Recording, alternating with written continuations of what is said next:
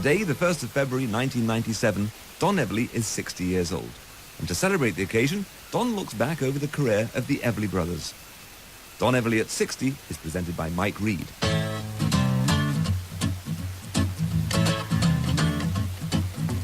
Bye-bye love, bye-bye happiness, hello loneliness, I think I'm gonna cry. Wake up, little Susie, wake up. Wake up, little Susie, wake up. I got a brand new baby and I feel so good. She loves me even better than I thought she would. I'm on my way to her house and I'm pulling out a pretty from when I see her tonight. I'm gonna squeeze her to death with all that pretty little peg claudette. Dream, dream, dream, dream, dream. Dream, dream, dream when I want you. The Everly Brothers are one of the greatest pop acts of all time. And this year marks two major anniversaries for them. It's 40 years since Bye Bye Love, their first single, was recorded, and today is Don Everly's 60th birthday. Don Everly was born on this day in 1937, and his brother Phil came along 2 years later. Their father Ike was an accomplished guitar player, and he taught the boys a few chords as soon as they could hold a guitar. Well, by the time Don was 8 and Phil was 6, they were playing and harmonizing together and singing with the rest of the family. Brothers, it was traditional. The Wilburn brothers, Leuven brothers. My mom and my dad and his two brothers, they were a trio. So, I mean, they were a second generation Everly brothers when you really get down to it. Family sang together, and it's traditional in the South. On the back porch, the family gets together, and on the front porch, and sings together. The Everly Brothers' parents, Ike and Margaret, were well known in the southern states as country and gospel singers. And during the day, Ike worked in the coal mines of Kentucky, and at night played concerts. Don and Phil would sit in on rehearsals and learn the country music songs of the day. Here's Margaret Everly. My husband worked with a boy from North Carolina, and they called themselves the North Carolina Boys. They would come home to rehearse songs, and Phil would get in and help sing. And he had a high voice, so they would see how high he could go. They would hit a note, and Phil would repeat the note. All these entertainers, they didn't mind taking a little time to say, hey, you sound good, boy. Let's hear you sing Cool Water or something, and Phil would do that.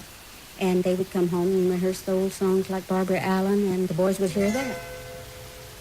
'Twas in the merry month of May, when flowers were a-blooming, sweet Willie on his deathbed lay, for the love of Barbara Allen.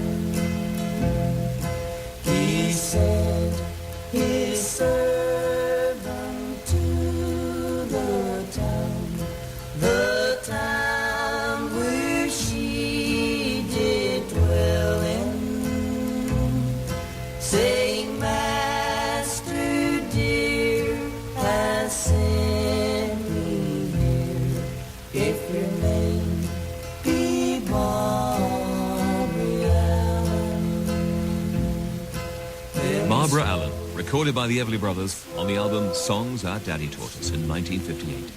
As well as doing concert tours with their parents, the Everly Brothers also joined them performing on the radio as the Everly Family.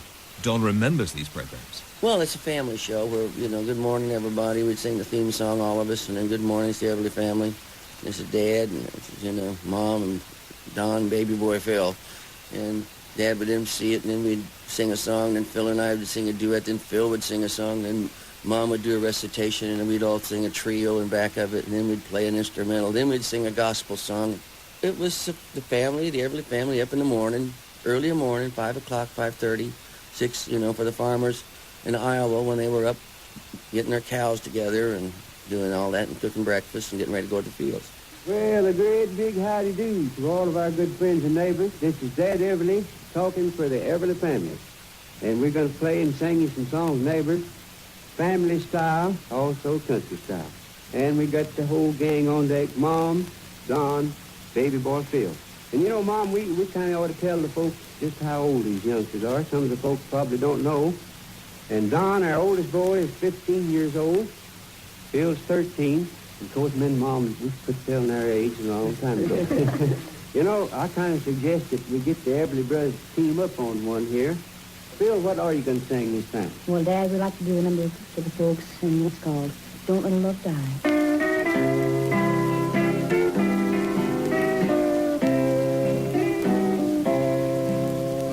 Someone stole you, my darling, from me.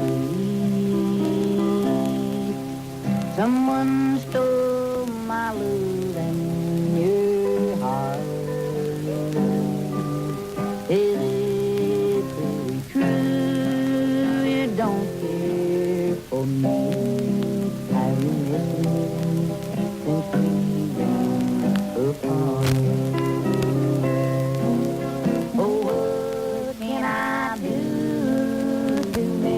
The Everly Family Radio Show broadcast in 1952 with Don aged 15 and baby boy Phil just 13. Well, by the time Don and Phil were at high school, they were pretty accomplished performers. Don was a big fan of Hank Williams and had decided that he wanted to become a country music songwriter. I was a big fan of Hank Williams, and he was right songwriter. All of a sudden, that just dawned on me that that's what I was very fortunate. I got one published when I was about 17. Chet Atkins came to Knoxville, Tennessee, where we were working. Dad had been corresponding with him, and he invited us to Nashville, Phil and I went over and showed him some of the songs. And he gave me some pointers. He really did, because I just heard the original song that was recorded, Thou Shalt Not Steal, by Kitty Wells back in 54, I think. And I just heard it again for the first time in 25 or 30 years, I forget. I can't believe I really wrote it down. I'm going to have to call Chet up and ask him, how much did he help me?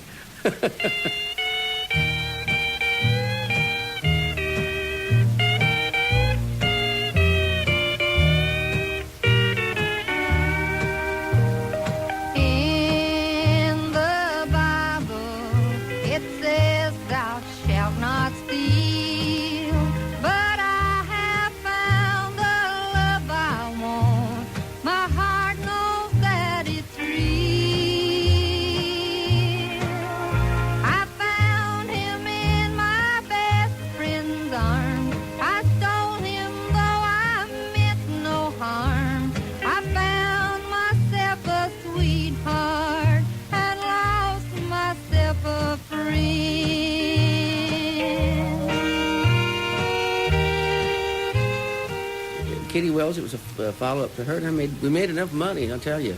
Made enough money off that to get us to Nashville. Buy new tires for the car, and get us into the Union, and some outfits, and just set us up here for a little bit. I stole to satisfy a longing in my heart. I didn't stop to realize. Thou Shalt Not Steal, a song which was a big hit for Kitty Wells in 1955 and was written by Don Everly. And it was Chet Atkins who was helping the boys get started in the music business. Chet was running a small publishing company at the time and had met the boys at a gig a year earlier. Yeah, I brought them to town first when they were 15 and 17. And I rented them up in Knoxville. Their father played guitar, fingerstyle guitar. And so I'd heard of him a long time. And so I played up there at a fair, and they came out to see me at the fair. And I guess they didn't have money to get in. They were outside the fence, this wire screen fence, talking to me. And I didn't think at the time, I was a little stupid that I should have gotten them on in to the fair. But anyway, I said, my boys here are good singers. He said, I want to bring them over to Nashville and let you hear some of their stuff, some of their songs. And at the time, I had a little publishing company. I was not working for a record company except freelancing. And so I brought them over, and they had a song, after I said, I've forgotten you, and aren't you loves it? Here we are again. And I got Wanda Jackson to record it. In 1955, with the help of Chet Atkins and the money Don had earned from Thou Shalt Not Steal, the Everlys moved to Nashville. But as Phil Everly remembers, it wasn't all plain sailing. We got on records immediately when we went to Nashville. I was 16 and came out and bombed. And that's a hilarious story, that one. We cut 4 sides in 22 minutes with Carl Smith's band. We had just driven in from California, which is like a 2,000-mile trip, nonstop. And we're doing the sessions early in the morning, doing the session before they went home. So you know they were in a hurry, and we cut 4 sides. And I sang sharp through the last 3, you know. They were really bad. The Everly Brothers had a couple of songs released on Columbia Records, but they failed to make any impact at all. Eventually, after trying a number of different companies, they went to see Wesley Rose, who was the head of the Nashville-based publishing company, Acuff Rose. A couple of country boys, which were harmony singers, came in my office, and I liked what I heard. I called up Archie Blyer because I was scheduled to record some country records for Cadence, which was just then going into the country business, and asked him if I could record these boys, so he agreed. It was country harmony, but remember, country harmony wasn't heard, so it was unique and unusual for all markets. Wesley Rose saw the potential in the Everly Brothers, and after fixing them with a record deal with Cadence Records, set about finding them the right song to record. He introduced Don and Phil to 2 Acuff Rose songwriters, Phyllis and Boudleaux Bryant. I was a pop writer. My technique came from Italian ballads. And Boudleaux was a concert violinist, but his background was country, gospel, fa sol la singing, that's singing with shape notes. Boudleaux had the most fantastic feeling for chord structure that you ever saw. Your ear would go into orgasms over these chord structures. It was gorgeous. And it was Phyllis and Boudleaux Bryant who came up with the first hit song for the Everlys. Boudleaux and I are building this lake house, and we're on the way to the lake, and Boudleaux's all excited. He's got an idea for Johnny and Jack. And I said, well, what is it? So he starts with, bye-bye love, bye-bye happiness. Have you ever heard Johnny and Jack? Have you ever heard a thing called, oh, your poison love has stained the lifeblood in? That's Johnny and Jack. That's the same, bye-bye love, that's the same, you know? So now Archie Blyer is coming to town. I don't know how Wesley made this connection, but he's coming down to add a country section to Cadence. So Wesley was given the Everlys, or the Everlys were introduced to Wesley by Chet, because Chet couldn't do anything for them on RCA. And the click, the magic, happened there. Boudleaux called Johnny and Jack and asked them if they would release the song, because Archie loved it. The Everlys were ready to do anything that anybody said to get on record. So the kids did it, and that night at the Opry, all I heard was, man, did you hear that session? Did you hear that session? And they were talking about these kids, good-looking guys, and this damn song, Bye Bye Love. Hell, I can still sing that thing. It's been haunting me ever since I left that session. So I said to Phil, I said, something's happening here. I said, I've never heard so much buzz about a song, a new recording. I said, ever. And he said, gee, you really think so? I hope you're right. Well, Archie was hearing it. Boudleaux was hearing it. And it happened. It hit all 3 markets within 2 weeks.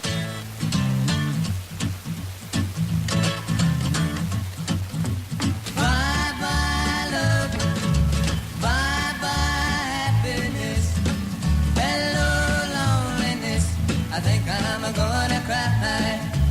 Bye-bye love, bye-bye sweet caress, hello emptiness, I feel like I could die. Bye-bye my love, goodbye.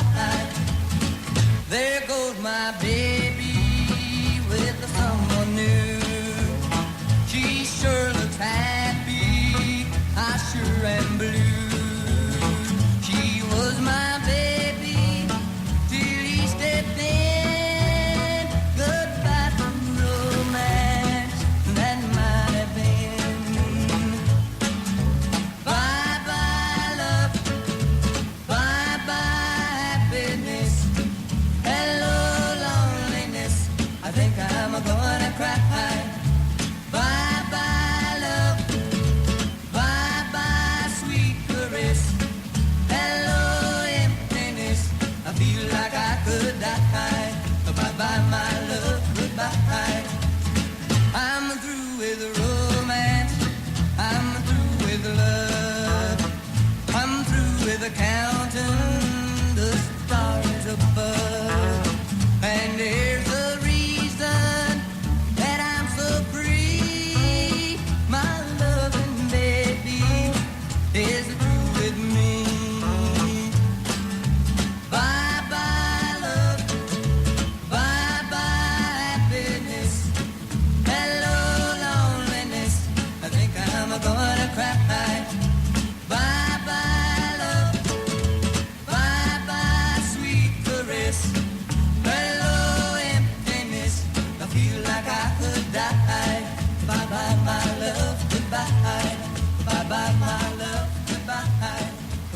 Bye Bye Love, written by Felice and Boudleaux Bryant, launched the Everly Brothers on the road to becoming one of the biggest pop acts in the world.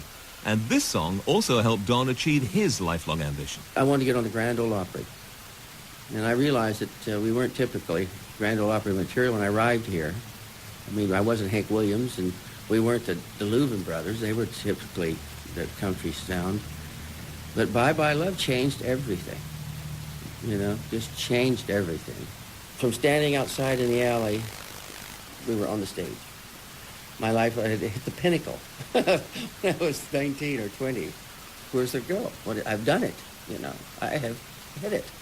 I couldn't believe it. First of all, we were also very, very popular. We would play the Paramount Theater in New York, you know, 4 or 5 shows a day, screaming teenagers throwing lipstick tubes and things at us and craziness and, you know, all that. But it comes to the Opry. You'd go and you'd sing, and that whole family audience would roar at the end of the song, and we'd sing another chorus. Then they'd roar again, and we'd sing another couple choruses, and it'd walk off, and the feeling was just incredible, because it was your people. And it was Don Everly's country music background, coupled with his love of rock and roll, that helped to shape the Everly Brothers' sound. The country harmonies added to the rhythmic rock and roll acoustic guitar became the Everly's trademark. Don Everly developed this guitar style after talking to Chet Atkins. I told him, I said, I'm really crazy about Bo Diddley's rhythms and things. This was back when I was a teenager, basically. And he said, I said, what do you think he does? And he said, well, he's tuning it differently. So he showed me some tunings, G tuning. He showed me some things in the G tuning, which I took and used that as a basic for all the arrangement things in the early Everly Brothers stuff. And all the intros to Bye Bye Love and the fills and all that on Wake Up Little Susie's, all inspired by that. People would meet me and they'd say, what are you doing there? I'd still the tuning. He said, one of the little rewards I had in life not too long ago, a couple years ago, I was doing a fair date up in Canada. And this little 9-year-old boy was standing there and his cowboy hat on and things, and walking by, and Mr. Everly, you know, said, I have a question. He said, how do you do that thing in Wake Up Little Susie? I said, well, you got to tune it to G, put a capo on it, and get it up the neck there. And he said, you know, I explained it to him, and he seemed so relieved.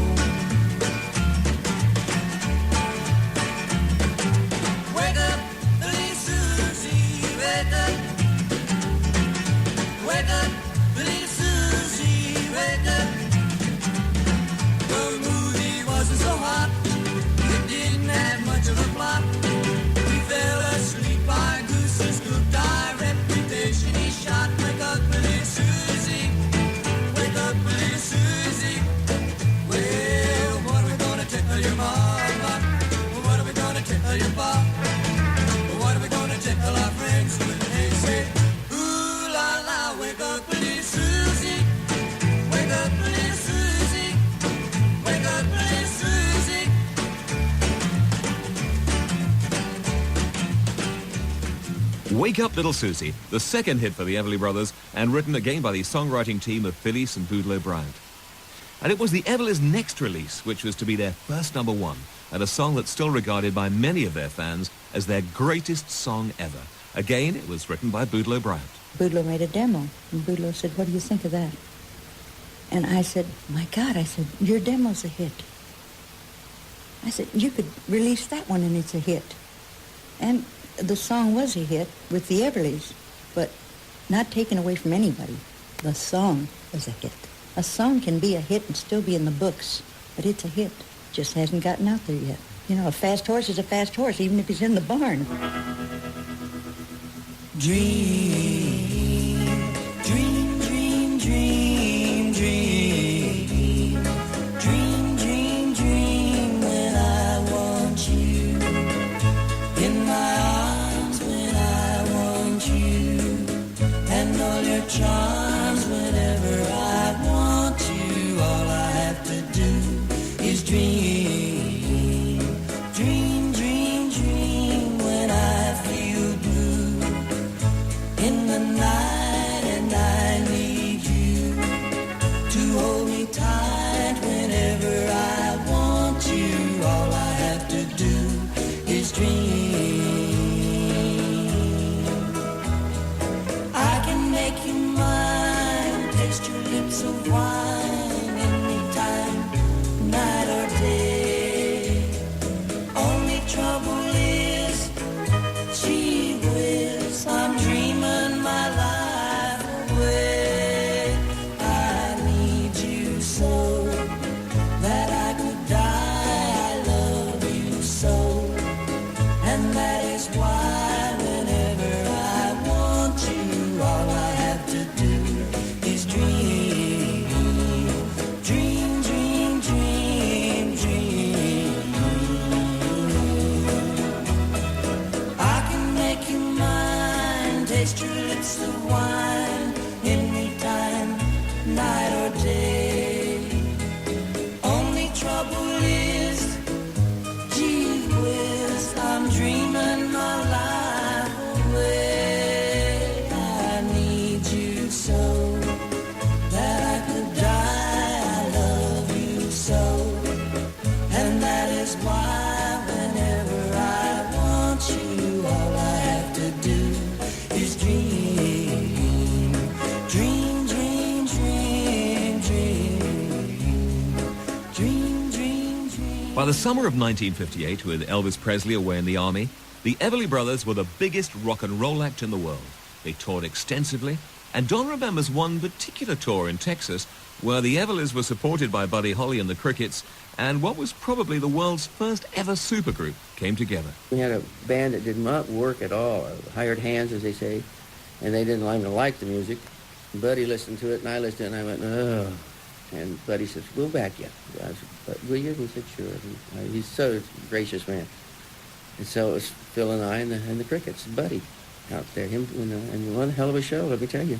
We kicked it. Things had happened remarkably quickly for the Everlys. By this time, Don was just 21 and Phil only 19. Virtually straight from high school to being the biggest act in the world. Wesley Rhodes remembers what it was like for these two young country boys out in the big wide world. After we'd had 4 or 5 million sellers, and we used to play the Ed Sullivan TV show. And on the second Ed Sullivan TV show, we were staying in New York, and I went over to the rehearsal, and the boys were late. They were about a half hour late, so after the rehearsal, I went back to the hotel with them, and I said, that'll be the last time you're late. From now on, I want you on time because our reputation is worth something, and it's unfair to the producer to be late. And either Don or Phil, I don't recall which, said, well, it's a problem calling downstairs. And I asked them what they called downstairs for. They said to find out what time it was. And I looked at their wrist, and neither one of them had a wristwatch. So we went out right downstairs in the first jewelry store and bought them each a wristwatch. And this is what I mean. Their moral character was so good they didn't complain about anything until it really hit you on the blind side. You see, they're both small-town boys, and it was a little hard for them to believe how big their success was. Well, we were naive because our parents were naive. We were just country musicians. We didn't steal, cheat. My father was a coal miner. He got a job on radio. And so basically, when it came down to business, he didn't know anything about business. He didn't teach me anything about business. And when you run up against an accountant like Wesley, or you run up against a lot of these people, you know, that were running the record businesses and publishing businesses, you know, naive. I guess would be the answer to that one. During 1959, the Everlys recorded 4 more hits written by Felice and Boodle O'Brien. Bird Dog, Problems, Take a Message to Mary, and Poor Jenny. And then came the first song written by Don Everly. In the studio, he called on Jerry Allison of the Crickets to play the same sort of tom-tom drum sound that he'd played for Buddy Holly on Peggy Sue. I changed the arrangement sounds. I used the drums as the focal point. And that song was also a love song, a true song kind of. That song was about really going to Australia and kissing a girl. And on the way back, writing the song. That's what that was about. Never felt like this until I kissed you. How did I exist until I kissed you? Never had you on my mind. Now you're there all the time. Never knew what I missed till I kissed you. I kissed you. Oh yeah, things have really changed since I kissed you. My life's not the same now that I kissed you. Oh yeah, you got a way about you. Now I can't live without you. Never knew what I missed till I kissed you. I kissed you. Oh yeah, you don't realize what you do to me. And I didn't realize what a kiss could be. You got a way about you. Now I can't live without you. Never knew what I missed till I kissed you. I kissed you. Oh yeah, you don't realize what you do to me. And I didn't realize what a kiss could be. You got a way about you. Now I can't live without you. Never knew what I missed till I kissed you. I kissed you. Oh yeah, I kissed you. I kissed you. Till I Kissed You, written by Don Everly. As time went on, a tension was growing between the Everly Brothers and their manager, publisher Wesley Rose. Wesley dictated the songs they recorded, how they recorded them, and he wouldn't entertain any songs that he didn't own the publishing on. Now that, of course, began to cause problems. He was a jolly man when I first met him. He changed over the years, but he was a very jolly and happy man, and I hung out with him. Spent a lot of time with him, going to dinner and living a really kind of an Italian lifestyle, and it was wonderful, and I enjoyed it. He was a very strong man, very opinionated. When it came to music, he couldn't fathom why I would want to do Let It Be Me. It seemed the only thing he really liked was what he published. In fact, that was the case. If we liked something, he'd try to get the writer, try to get the publishing on it. If he couldn't, he didn't like it. So, that's basically what that was about. It's disturbing that could go on, but that was the way it was. He was a publisher, and the artist was on their own. We didn't have a manager. Unfortunately, he was acting as a manager, and he wasn't acting in our best interest. In an attempt to break the hold that Wesley Rose had over the recording sessions, the Everlys recorded Let It Be Me away from Nashville in New York. And not only was the song not published by Acuff Rose, it was also their first recording using strings.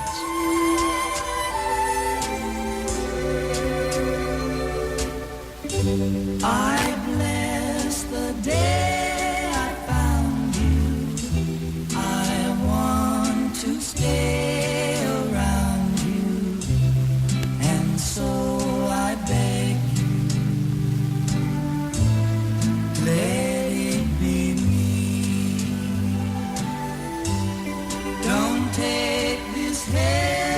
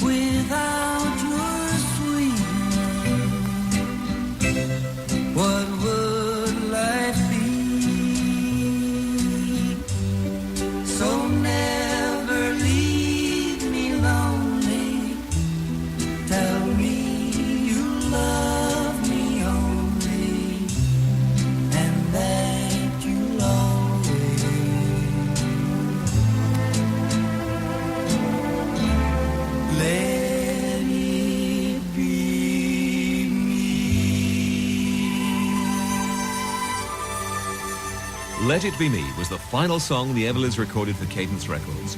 And in early 1960, they signed to the newly formed Warner Brothers Records for $1 million. The two boys had decided they no longer wanted to be on Cadence about a year before the contract was over. So it wasn't a thing of all of a sudden deciding to leave. So I started working to negotiate a contract. And at that particular time, Warner Brothers was just starting over here. They had been out maybe a year or two. And I had talked to Jim Conkling, president of Warner Brothers. Well, the negotiations were working fine right up until the last day before the announcement.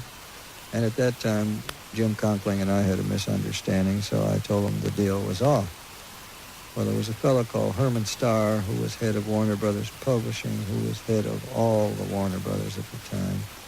And he called me up and said, Wes, look, we need the Everly Brothers bad, otherwise we may just close the label. The label was very unsuccessful. And he says, I'll give you even more than you're asking. I said, I don't want any more than I'm asking. I want exactly what we talked about. So we closed the deal out, and it was the first $1 million deal in the history of the record industry. And the first song the Everlys recorded for Warner Brothers was another song written by Don Everly, Kathy's Clown, which was to become the Everlys' all-time biggest-selling record. Don't want your love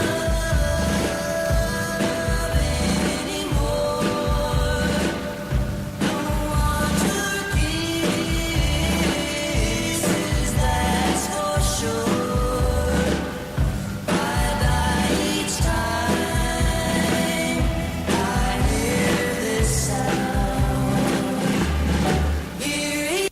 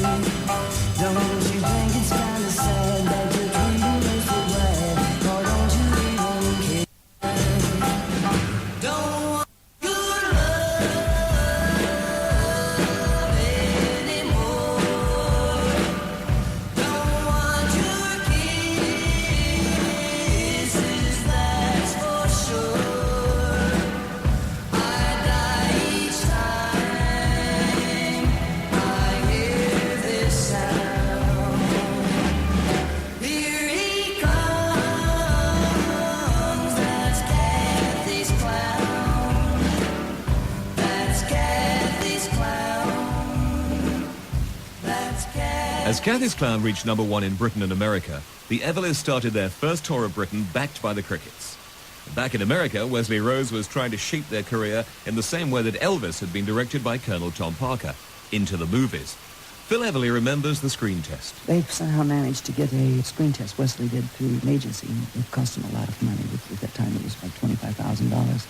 And they strapped the guns on Don and I. And Donald was dressed as Black Bart, and I was the kind Charlie, you know, in brown. I looked like the clean cut, and he looked like Lash. Anyway, they had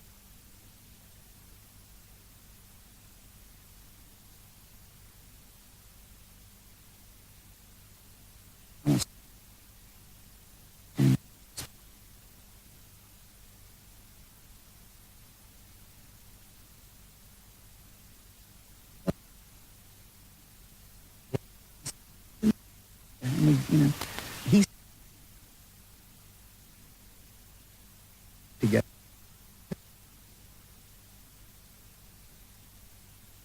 When clubs around, I don't know, 5 or 10 times, you know, about 11th take, and Donald's last line is, "Well, I'll be seeing you." And I said, "Not in the movies."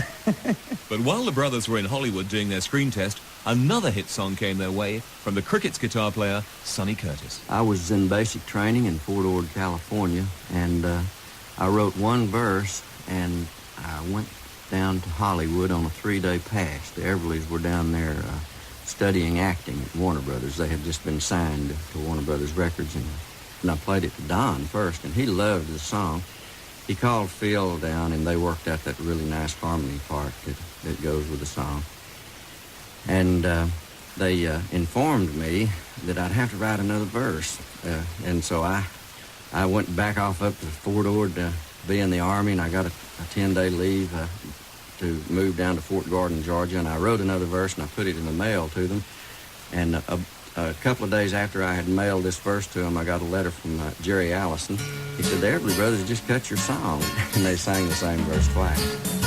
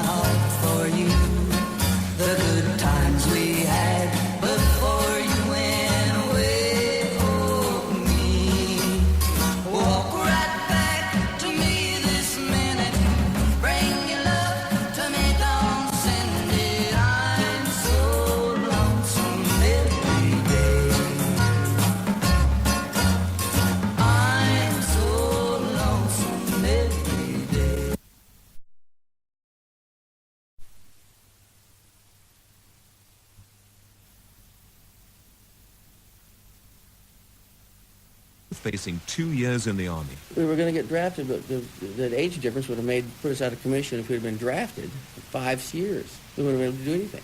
So the alternative was to get in the reserves and get our military obligation over with, so we joined together in the buddy system in the Marine Corps. That was quite a tumultuous period of 62, 63. The world was changing. You know, Elvis was sort of off, and the English thing was beginning to bubble under, and then by 64, that all changed. And you had the baby boomers. Groundswell of teenagers all of a sudden. And as usual, they want their own, music. Something 4 years earlier doesn't matter. They want what they hear in high school. And although the Everlys did record a few classic songs after this time, like Crying in the Rain and The Price of Love, generally the records failed to make much impact. They were seen as being a bit old-fashioned. The Beatles and the Stones had arrived, and they were off in the Army. And coupled with poor management, they slipped from being rock stars onto the cabaret circuit. Had a manager that would book me in any toilet between here and Hong Kong. Worked everywhere. Spent about 10 years on the road, of really heavy road work. Wound up being a nightclub act out of it. Played Vegas and all that. I've been everywhere so many times, I get them all mixed up. And life's too short to just spend it in an airplane and a motel somewhere. I wouldn't do it again. It was a hard thing to stop, too, because I went out on this tour in 1963, and I didn't get off the road till 73. And it took a lot to stop it. The Brothers!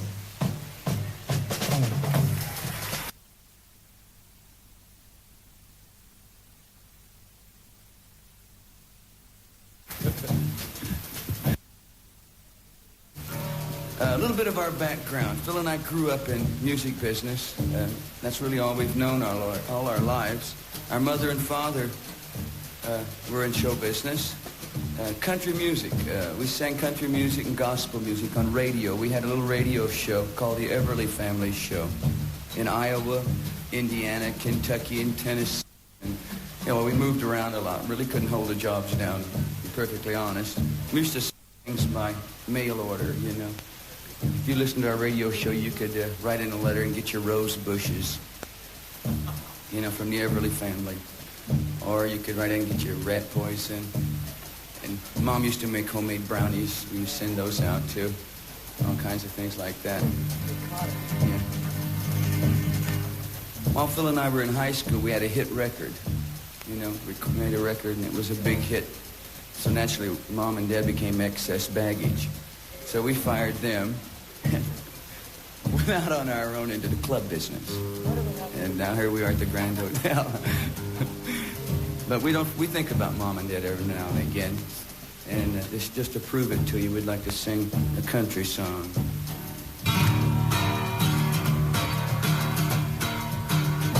First thing I remember knowing was a lonesome whistle blowing and a youngin's dream of growing up to ride on a freight train leaving town, not knowing where I'm bound, and no one can change my mind but Mama tried. One and only rebel child. The Everly Brothers in Cabaret at the Grand Hotel, Anaheim, California in February 1970. The grueling round of 10 years on the road, 3 shows a night in this sort of venue eventually took its toll. Increasingly, the brothers were falling out. They'd played together since they were at school, but now it was becoming impossible for them to continue to work together. Here's Don Everly. Well, it's impossible, I think. I don't know anybody's never done it for 40, 50 years. The people used to run me nuts with, well, why don't you want to sing with your brother? I say, you got any brothers or sisters? Oh, yeah, but I don't speak to them. I said, well, let's just consider trying to work with them for 25, 30 years. Phil and I know each other really well. Probably closer than most people because they don't, brothers, they get about 18, they go their separate ways. But we were hitched together to the wagon. Joe Smith was a Warner Brother executive at the time. You would hear the same complaint, you'd hear the same cry from producers, from writers, boy, if I could do a record with the Everly Brothers, I could get them back. Well, in fact, they couldn't. We tried a number of producers, we tried a number of writers, and the boys, with each blow, regressed even more, and they were having enormous internal difficulties between the two of them. There was one incident, there was a record session, I was in the control room, and they were singing in a vocal booth, and all of a sudden there was like a bang, and you couldn't hear any more singing. Well, Philip had knocked Donald down. Something had happened in the harmony, and he turned and he just plowed him under, and the session ended, of course, right after that. And they were constantly bickering.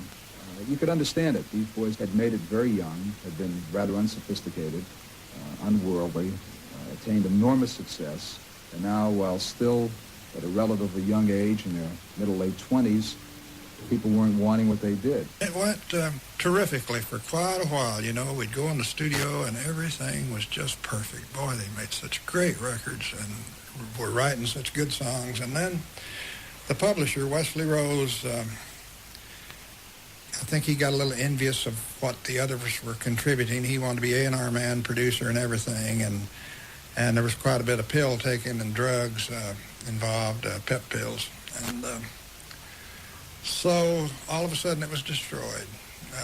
We get in the studio and we were all so tight we couldn't play because these people were all fighting amongst each other, against each other, and so it's sad. Joe Smith and Chet Atkins.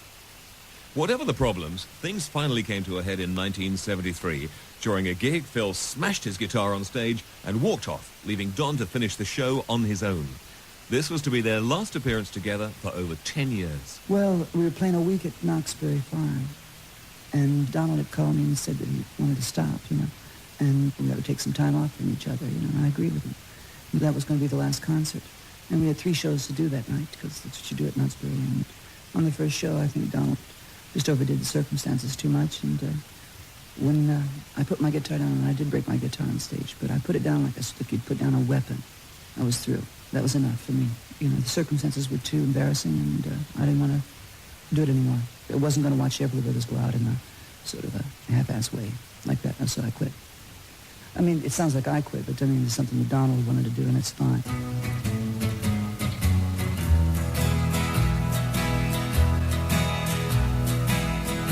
We used to have good times together, but now I feel them slip away.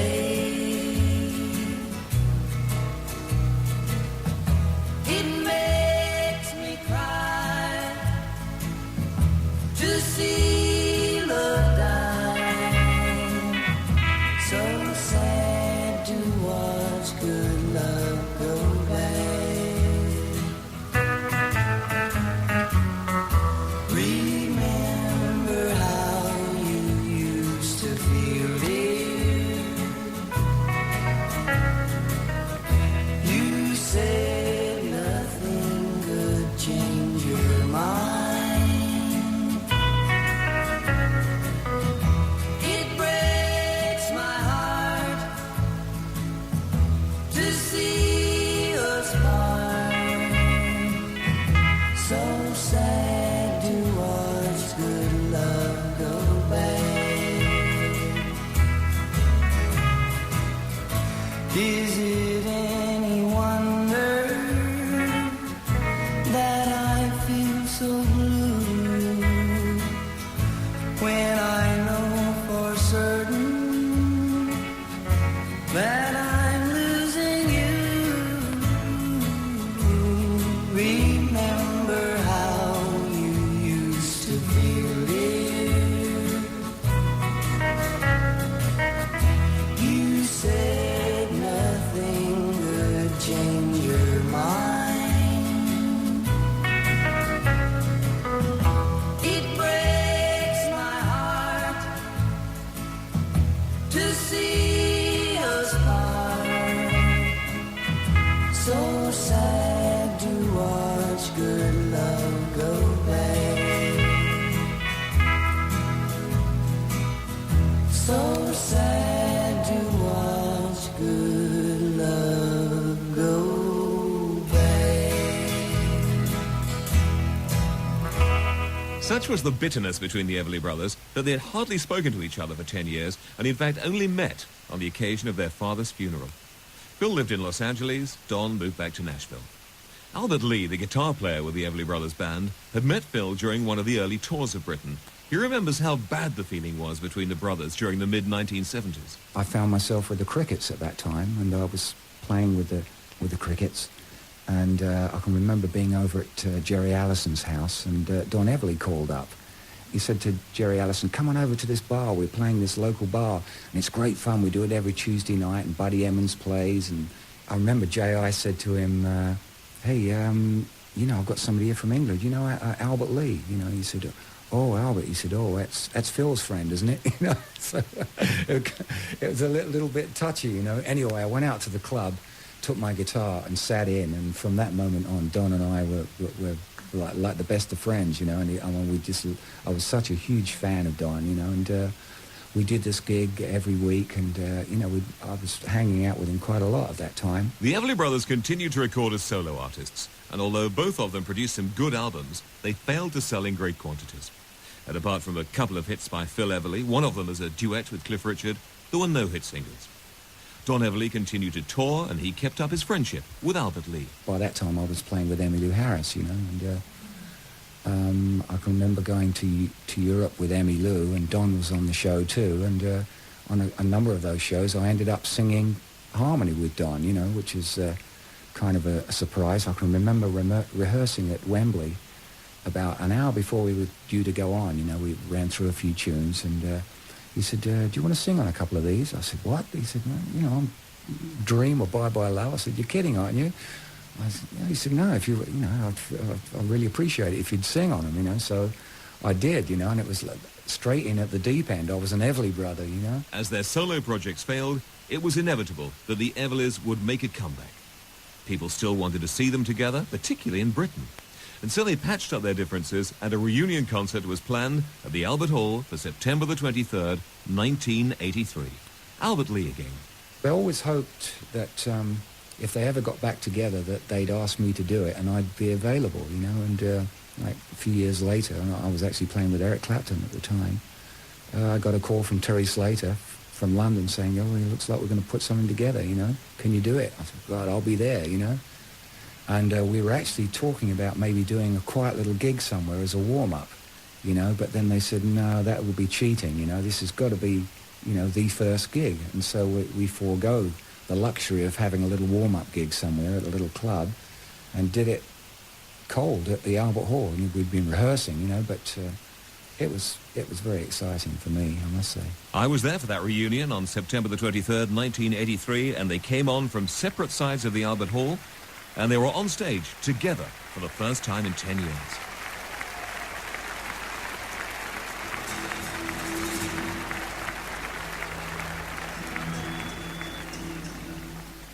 How you doing?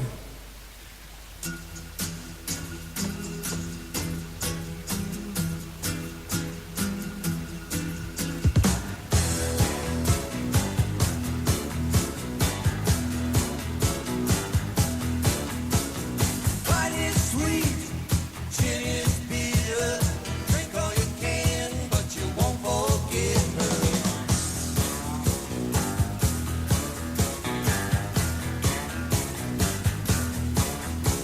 You talk too much, you laugh too loud. You see her face in every crowd. That's the price of love, price of love. Let you pay the dues and pay. Price of love, cost you more when the other plays. Since that concert in 1983, the Everly Brothers have continued to tour every year in America and every other year in Britain. Their influence can be heard echoing throughout popular music. Their harmonies can be heard in the recordings of the Beatles. You can hear their sound in the Hollies, Simon & Garfunkel, and the Eagles. Their contribution to pop music is enormous. And this year, 40 years since Bye Bye Love was released, they're being presented with a Lifetime Achievement Grammy Award. And they're still going strong. Here's Don Everly. I'm really happier now, basically, musically, because I work with Buddy Emmons and I'm talking to Brent Mayer over here at Magnetone, and I'm going to do some sort of project. I'm hoping to drag Phil into some kind of project. One, I'd like to do a really good country record with Phil and I. Basically, that's what we are. I mean, especially with country music, the state it is now. I mean, I know it could be called the new country. I know what they'd call us, but old new back here on the home and arranged country or something. I don't know what they'd call us, but we certainly could do it. And in 1997, the Everly Brothers will be on tour again in Britain, and we'll be recording them live for a concert that you'll be able to hear on Radio 2 later this year. I'm Mike Reed, and this has been a Smooth Operations production. And on this day, the 1st of February 1997, Don Everly's 60th birthday, I'll leave you with the sound of the Everly Brothers. I'll never let you see the way my broken heart is hurting me. I've got my pride